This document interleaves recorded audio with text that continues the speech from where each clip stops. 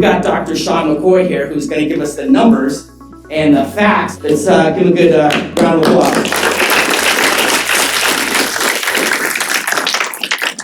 And thanks for your time. I know you're busy. Anytime, I appreciate it. Happy to be here. How's my audio? Everyone okay with that? Yes. Good, fantastic. Happy to be back. Gonna talk about where we're at, the housing market, show you some new findings. And when I mean new, I mean as of last night. One thing that I thought would be exciting about this talk, yeah, okay, that's it. So it's on the, it's recorded somewhere. I wanted to show you what's happening in the residential market as of literally last night. So I stayed up late, we pulled data from the MLS yesterday morning, and the graphs you're gonna see, the maps you're gonna see are in actual real time here. I'm gonna start with home sales. I wanna show you where homes are closing. Here's a map of Las Vegas. And the data you're gonna see are closed deals between July 1st and August 11th of 2024. I was surprised by that. Here's every home sale. Every black dot's a closed list, closed home. Here are the hot spots. This area is standing out. I was surprised to see this. So this is where it is. Yeah, and there'll be some more interesting things happening in Summerlin. I'll show you in a second. Close prices. Never made this map before.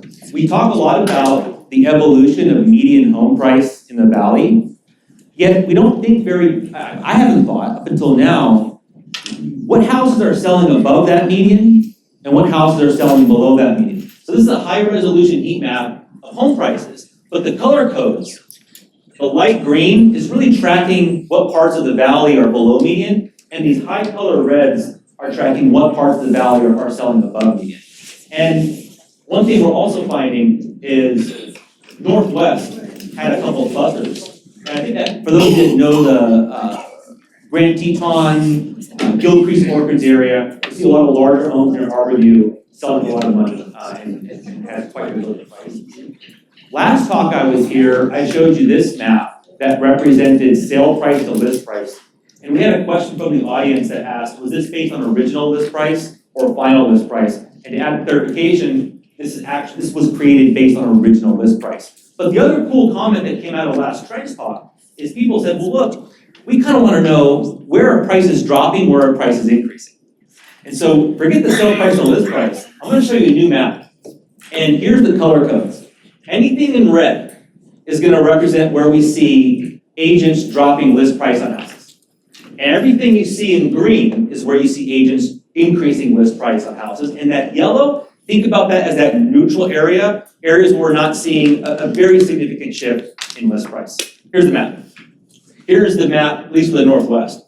And it is what it is. I really defer to you guys to ask what this means to you, but I think for the first time we can see where price is going up, where price is going down. So zooming out for a second, here's what the map looks like at the county level.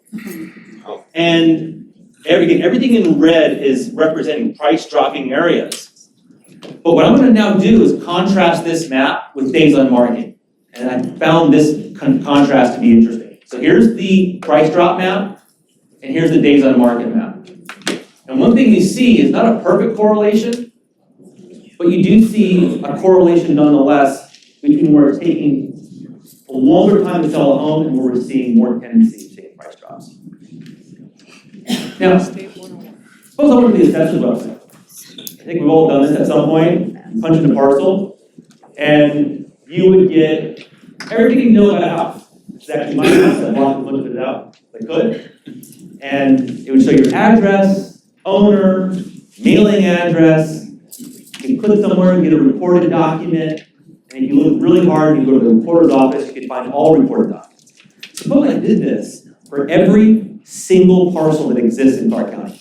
Not most, I'm talking every single one. You went through that exercise, you would end up with a data set that has 558 properties in your computer. That's where we started with this investment analysis. We started with the universe of properties in Clark County. And then we went one step further. We go to the recorder's office and pull the universe of recorded deeds. You'd end up with the universe of every home sale that ever occurred, every home that ever occurred in Clark County. You'd find 1,840,126 sale records in that data set. That's all of it. Every single last one's accounted. Now, what's interesting about the data is that now you know the owner. This is a real record. I've blocked out the information. The This is a real record. Since I know the owner, I can reconstruct an owner's portfolio to understand what homes that they own. And for someone that wants to have a conversation after the talk, there are some limitations of this analysis, and we'll talk about the incorporation of the different LLCs as part of the limitation of the analysis. So we know, given an owner's name, what houses they own, and now comes the assumption part. There is no variable that the assessor maintains that says this is a corporate investor, this is a mom and pop investor. That data does not exist. So we have to make some assumptions to get us there. And as a starting point, we're replicating what Redfin and CoreLogic does for their investor purchase reports that you've probably seen out in the media. The way we look at this is we first do two things. We flag business entities, and then we look at the set of business entities that have made 5 or more purchases in the last 10 years and just flag it as likely investor purchase. We can't say anything for certain, I'm very clear, but we can say things with a very good deal of confidence. Why 5? Please feel free to ask me at the end of the talk, but if you're wondering, that's not a magic number. That was arbitrarily chosen to be consistent with what we see from Redfin, CoreLogic, and other studies. Okay. Investor-owned homes. If you go through that analysis, 14.93% of all properties are going to be owned by an entity that meet that criteria. This is a very extreme lower bound. If you have a large corporation that owns 500 houses and they have 500 LLCs, and by the way, if you're wondering, I had to check that. There are some corporate entities that have over 600 different LLCs of varying names. And to give you a sense of how difficult that is to do, coming up with 600 different names is very, very challenging. It's so challenging that right now what's happening in the assessor, we're making their names are being variations of the word property are being made up. Every variation of the spelling, property, properly, properties with 2 double E's, just to have enough LLC name to flag these purchases. Now, that, again, and this is gonna tie into what Rob's talking about, the difference between the variation within this pool of investor purchases. Very different market dynamics when you have a local investor purchasing a home. The disposition tends to change, Rob will talk a lot about that, but where that cash flows, is it flowing outside of Vegas, or is it staying within and recirculating into other investments, potentially investors taking cash flow, building new multifamily, things that can add to the market, very different dynamics there. So we're gonna take this big 15%, and I wanna show you what we know about how it's distributed based on investor type. So what I've done is I've taken the data, and I've split up all the owners based on how many properties they own. Again, these are arbitrary cutoffs. I just labeled these to give us some sense of what's going on in the data. Small, 5 to 20, medium, 21 to 50 properties, large, 51 to 100, and then corporate, again, an arbitrary definition, 100 plus. And what stood out is that if we use a fairly extreme definition of corporate, 100 plus properties in the portfolio, again, does not necessarily mean that we know it is a corporate entity versus a local investor. This is an estimate, at least a third. And when I first started, in the late 90s, all the way up to like 2010, small would be like 95%. Yep. Corporations did buy single family houses, they bought multifamily, and then large, the medium 21 to 50, there was very few of those, if any. But this percentage started changing around 2010 and really took hold the last 5 years. So you gotta remember, the corporate and all these big investors, they received all this market share in basically the last 5 to 10 years, where the small mom and pops, they've been buying houses for how long in Vegas? 80 years, 100 years? So over an 80, 100-year period, they're down to 49%. What do you think is going to happen in the next 5 to 10 years? You think it's going to be 29%, 25%? We'll see.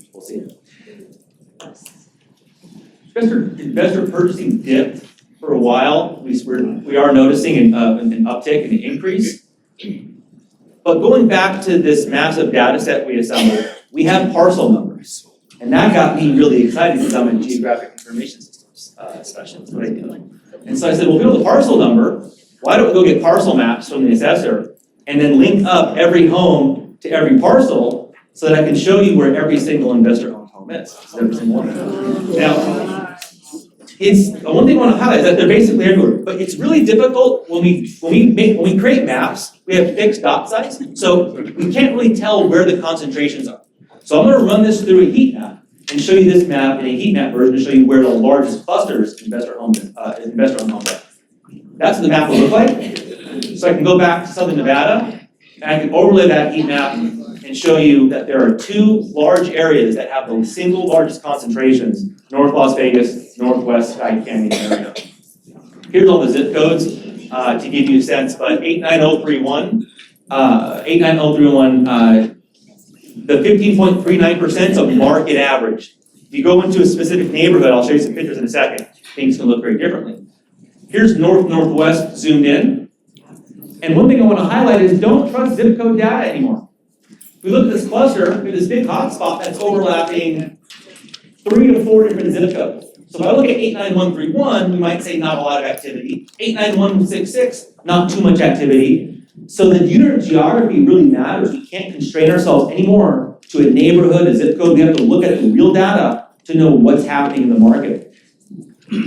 Here, if you were to walk into a relatively affluent neighborhood and take my map and flag every investor purchase home, it might look something like this. What if I go to a less affluent neighborhood? Looks something like this.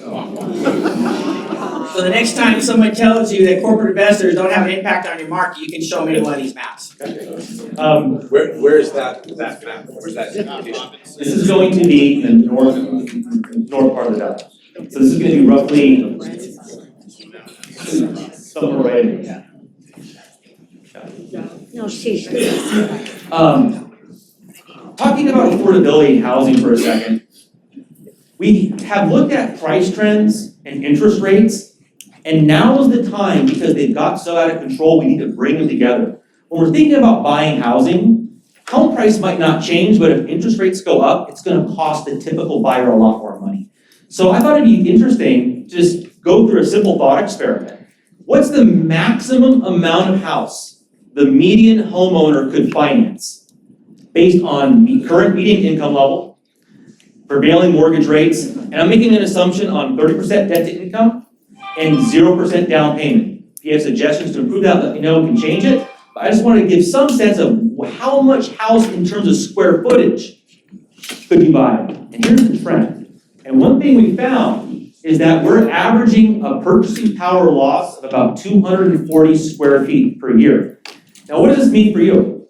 Take the median homeowner today, 2024, and I can ask how much could they finance under these assumptions today based on the median price per square foot of housing versus 2016. And if I compare the two, purchasing power for the median homeowner today relative to 2016 has fallen by over 2,000 square feet.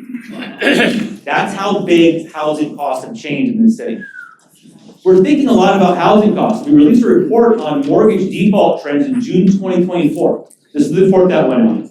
And when we wrote this, one thing we spotted, keep in mind that NODs, sign of financial distress, NODs are historically low right now, right? So I don't want to cause alarm here.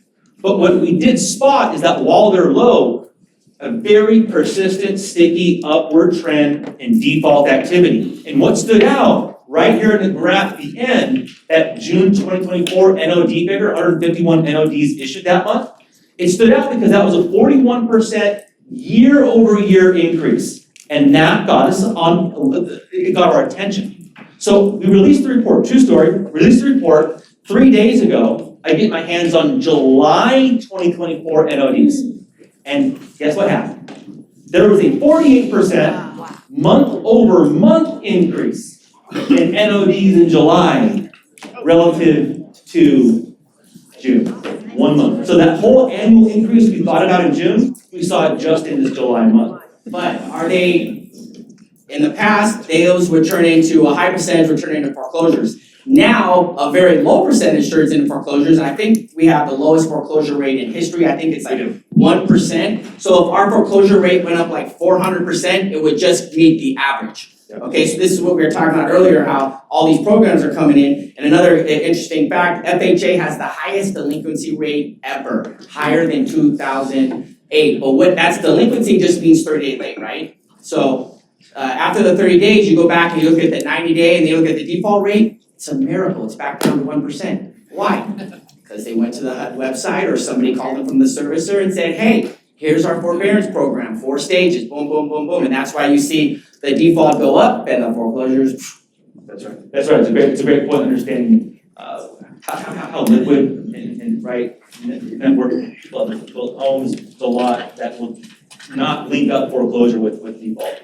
Correct. And in the past, you see all these analysts, which would be correct, saying, look at our model of a big foreclosure wave is coming because we have a 23% increase in auto loan defaults, highest credit card default, and then we have all these defaults. So, oh look, the foreclosures are coming. Well, no, they're not because of these programs. So that's why all those past models are worthless. That's right. They are. And so when we're thinking about default, a good way to kind of close this is think about, notice the default as a sign of financial distress, not necessarily a sign of precipitating foreclosure. 2022, just to kind of give you a sense of how default is spreading throughout Clark County, here's the clustering activity of NODs for the year 2022. And I'm just going to flash forward to 2024. And what's changed is that we've seen an increase in clustering in the east side, Sunrise Manor, and we've also seen spreading of that initial bubble that we spotted in North Las Vegas. But one thing you'll notice is that a lot of these clusters we identified back in 2022, these green clusters, strongly correlated, not perfectly strongly correlated with clusters as of right now. Migration. We've all heard this statistic from Redfin. Las Vegas is the 5th highest for net migration inflow, and coincidentally, Los Angeles is the 1st highest for net migration outflow. If you look at the data though, very carefully, this is based on search volume, based on who's searching for houses, not real migration data. So take that into account, exercise a lot of caution interpreting that. But who doesn't make a mistake is the IRS. They track every single tax return, and they take every tax return and they monitor when an address changes. So you know the adjusted gross income of every individual filing a tax return in the entire United States. I can track exactly who's moving and where. So I can get real measures of who's migrating into Clark County, how many people are moving within Clark County, and what their income looks like. Here's some questions. What proportion of new migrants in this last year were from California? Any guesses? 42. You guys are actually pretty good. 41.8. 41.8%. Okay, now here's a more, I found this an even more interesting question. So look, suppose I look at people who move in to Nevada from California, and I track their income. And then suppose that I look at people who live in Nevada who are simply moving to another home in Nevada, right? I want to compare the income levels of those two different types of movers. Take a guess how much larger the income is. 35%. 35%, anyone else? 93. 90%. And if you want that raw data, you can email me. There's a 93% gap between those income levels. And this goes to a report, I don't know if it was your report or someone else's report in the RJ, it said only 8% of the locals can afford a house in Vegas. So that goes exactly to what you're saying. And people, like I get offers, people say, hey, you're above comps, my person's been in town for blah, blah, blah. Well, yeah, if your person's a local, yeah, this is way overpriced and they're way above comps. But if you're from California, no problem. I'm going to show you real quick, just to kind of spur some intellectual discussion, things you can talk about amongst yourselves. We should also be thinking about vacant land. We need more housing. And understanding the key ingredients to development is land. This is a map of federally owned land. Everything you see color-coded is offhand. This is federally owned property. Again, for those that are really into this, understand simple amount, you have to understand that federally owned land within what's called the BLM disposal boundaries in Clark County, that land can be disposed of. But Clark County is no exception in terms of how much land is federally owned. And what I'm doing with the data, we have just looking at parcels, looking at basic characteristics, ownership, zoning, parcel slope, topography, ruggedness, and trying to get a sense of what's vacant and likely developable, what's not. And what I wanted to do, and here's a trend about how much land is being developed and absorbed over time. 2018 to 2023, we're averaging about 2,600 acres of land being absorbed per year in Clark County. Here's the trend, how it looks from 1904 to 2024, very significant decrease. It's a lot more compelling if I just show you how the stock of vacant land has changed in the map. Everything you see here was flagged as vacant developable in 1930.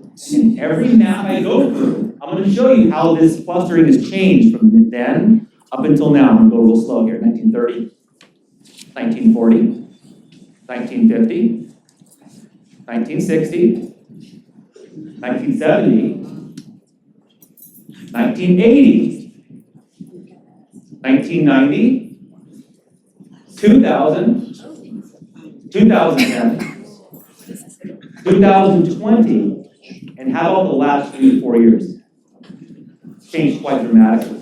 And the reason why we should care, feel free to talk to me after the talk, the amount of vacant developable land changes the economic predictions of various housing policies. Feel free to have a discussion with me, I'll explain exactly what that means. But things like rent control, the punchline, can be vastly exacerbated in terms of the unintended consequences when you have no land. The reason why all that happens is that when you have no land, when you have a lot of land, and you see something like rent stabilization or inclusionary zoning policy come into the market, developers might say, look, cash flow has been affected, I might want to back off a bit. That's going to put downward pressure on land demand, which puts downward pressure on land prices. But that only happens when you have lots of land.